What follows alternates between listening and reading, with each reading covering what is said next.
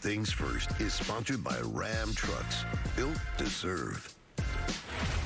Good morning, everyone. Welcome to First Things First. I'm Jenna Wolf alongside Nick Wright, Brandon Marshall, Kevin Wilds. And I just have to say before we start this morning, we as a team have been really good about predicting things the last couple of weeks, months, years, whatever. Nick, you were all over Clayton Kershaw. Brandon, you said the Steelers were going to be great out of the gate.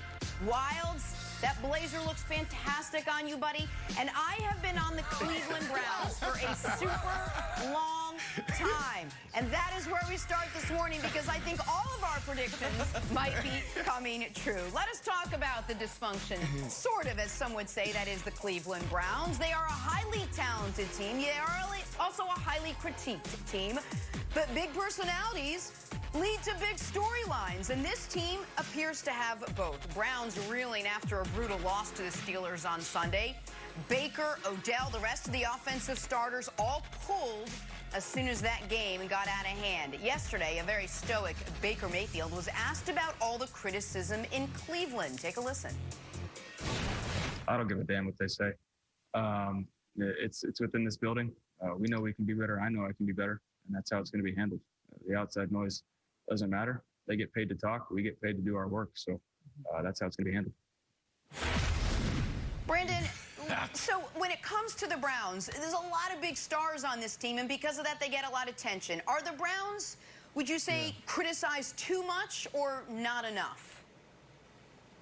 Jen, I would say that the Browns are criticized too little. You got to think about this. When's the last time we talked about the Jacksonville Jaguars?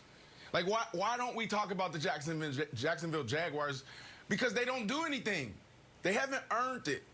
That's the only reason why the Cleveland Browns are even part of a discussion, is because of who they have. Now, this year, they have earned a little bit of airtime. You know, they started off 4-1. First time they did that in a very long time. Last time they had a winning season was in 2007. So I think they're criticized too little. You know, this team needs to earn it. You know, there's a lot of organizations out there that's been suffering for a long time. They're one of them. And I don't think you deserve to have, you know, any type of airtime, Nick. Well, Brandon, there's only 7 teams in the whole league that have a better record than Cleveland. 7.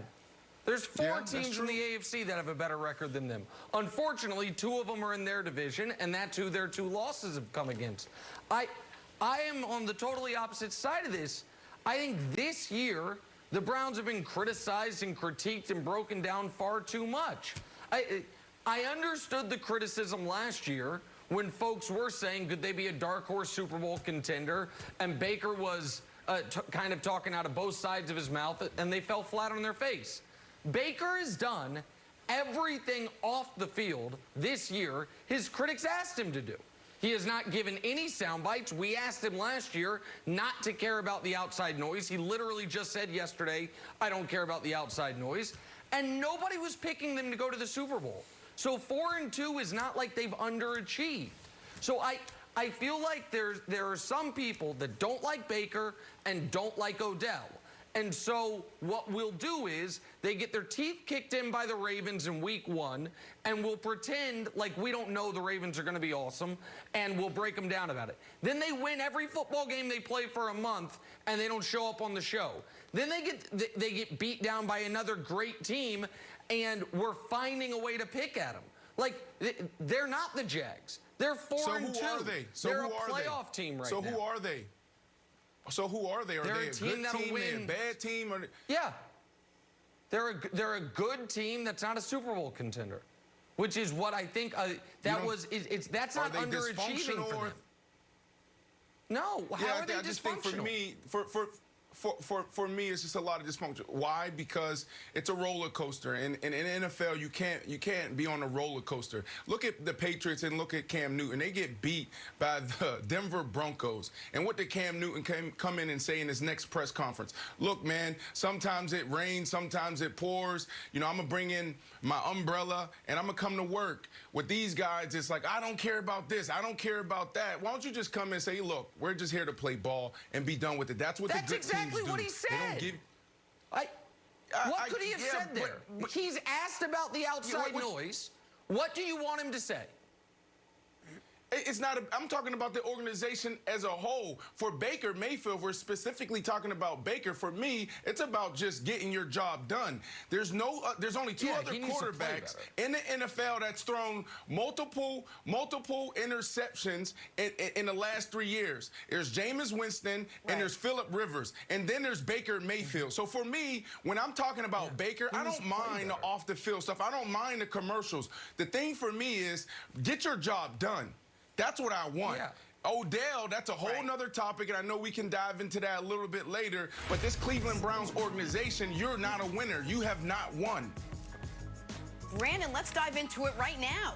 Odell, like Baker, was also pulled from that Steelers game. He also chimed in on the critics yesterday. Critics who didn't like that Odell took his shoes off on the sideline after he was pulled. He was also seen yelling at fans. Let's take a listen to what Odell had to say about it.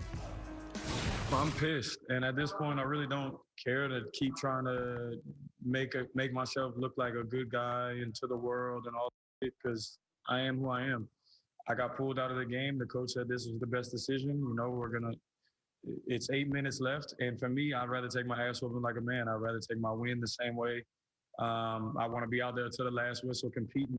I'm kind of over, trying to play the right thing because, I love them to death, but there's people who have plenty of rings and consider the GOAT, and they do things on the sideline, and other people do things on the sideline, and they get away with it, and it's classified as passion because they may have something behind their legacy or whatever it is. And to me, bro, we love it that much. It means that much.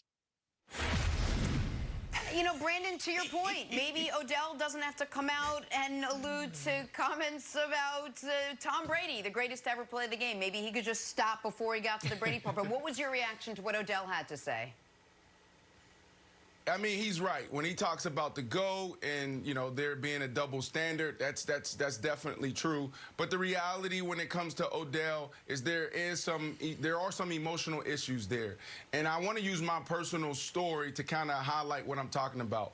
I see a guy that is conflicted. I see a guy, and I played with Odell. Absolutely love him. Think he's probably the greatest athlete I've ever been around. He was fun to be around every single day in the locker room. But he's conflicted because he's an emotional guy. And for me, my story is this. I knew that the things that made me great also made me weak. But it took me 5 years to understand that. I was on the campus of McLean Hospital in an outpatient program taking dialectical behavior therapy, mentalization therapy, self-assessment, cognitive behavior therapy to learn how to cope and manage different emotions. So for Odell, I think when he realizes that emotion that he feels that makes him great, that makes him probably one of the most prolific pass catcher that the NFL has ever seen, also holds him down. That also is a hindrance to his chase to greatness. That's when we're going to see the best Odell. I always thought this when we were playing in New York. I was like, man, if this guy can eliminate some of the distractions that he caused his own self, how much better can he be? I would like to see Odell go to a whole nother level. He is progressing. Odell, when you look at the sideline antics, he's so much better than where he was. But I don't want to hear him say, well, I don't care about this. I don't care. Just come in and just do what you need to do. Odell is someone who's super passionate about football. He knows who he is, but he's trying to figure out how does this fit within a team, within this world. And I think once he figures that out, he'll go to a whole nother level and he'll be fine. Look, I'll take you behind the curtain a little bit. When we saw this video of Odell walking around with his socks off or shoes off, I was like, hey, should we do this story? And Brandon in the meeting a few days ago was like, nah, those cleats are super uncomfortable. I'd take mine off. It's a non-story. So, and that's why we didn't do it. We didn't make a big deal of it. Now, unfortunately, everyone in the media doesn't have a Brandon Marshall on their pre-show calls to be like, no, don't do this story. So I think there's a lack of just knowledge from the media because of like, hey, if everyone had you, Brandon, I feel like the Odell sort of hysteria would be tamped down. Wild, I think you're being too generous.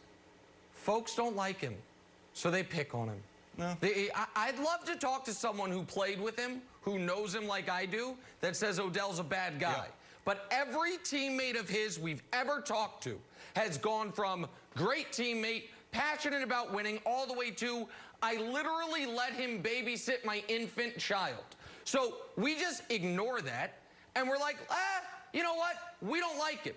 And as I predicted on Monday, Aaron Rodgers is going to get more of a pass for the pump celebration in a loss where they get dog walked than Odell is going to get for taking his cleats off after the game has been decided and he's been taken out of the game. Because we're just not fair about this stuff. Baker just gave a quote exactly like we demanded he give all year last year. And the question is, why don't we criticize them more? Well, I don't know, because they have the 8th best record in the NFL, and they're actually slightly exceeding expectations this year. That might be why. Let me ask you a We'll take question, a slight Nick. turn Let me now. ask you a question. Let me ask you a I question, think we got to do it later, Brandon. Brandon, I think we got to do it later. Let's hold off 1 second, Brandon. We're going to play a little drawing a blank here. The video I've already rolled. We can't go backwards. The Rays evened things up last night behind an impressive pitching performance from Blake Snell. Struck out 9 over just 4 2/3. So, Brandon, Blake Snell's Game 2 performance last night was blank. It was nasty. I mean, I would have loved to seen it go a little longer, but it was nasty. I mean, we had our guy Swish on the show yesterday, and he talked about him, and I was like, let me really see what this guy's going to do. And I think he came in, he set his team up for success. I don't know if it's because of the new analytics and the data coming around baseball, but I think he should have stayed in there a little bit longer. Well, listen, I think it was beautiful, not only because that's the second game in a row I've made money in this series. Told you I liked the Rays last night. But it's beautiful just like Blake Snell is. I mean, can we show a picture of this man? I mean, I think we've got it. I mean, look at this. Oh, he does look like someone I used to know. So it was a beautiful performance by a beautiful pitcher, Kevin Wildes. I 100% agree. And Brandon, to your point, it was a brief outing because he pitched on Sunday, so we knew we weren't going to get a ton of them. And the Rays like to have a lot of pitchers, so it's sort of like new baseball. I don't think we're going to see like a complete game shutout anymore. You're going to see a lot of people come in for a few innings. No, leave it up. Nick, you went there. Let's leave it up as long. Let's just marinate on this picture. Nick and his identical twin. It's awesome. We'll switch gears, get back to some football. Antonio Brown is as close as ever to making a return to the NFL. Wait till you guys hear which team is primed to land him. That's next. First things first.